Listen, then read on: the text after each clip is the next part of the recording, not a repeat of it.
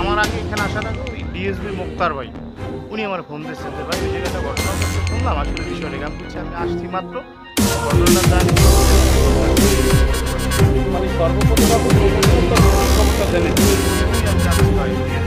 তার মানে আমরা এখানে দেখেছি যে আমাদের পরিবারের মধ্যে একটা অনেক বিষয়টা বাইরে না যাওয়া না আবার ঘটনাস্থলে আসি আসার পরে এখানে স্থানীয় গণ্যমান্য লোকজনও আসিল এবং তার বাতিজা এবং বাতিজি সহ এবং অন্যান্য লোকজন আছে তাদের সাথে আমি যখন জিজ্ঞেস করি আসলে ঘটনাটা কী হচ্ছে আপনারা সত্য খোলামেলা বলেন তো খোলামেলা বলতে গিয়ে দেখা গেছে তারা বিষয়টা একটু বলছে যে এক ব্যক্তির সাথে আমাদের ওর সাথে দ্বন্দ্ব বিবাদ হয়েছে হওয়ার পরে এই ধরনের ঘটনা ঘটছে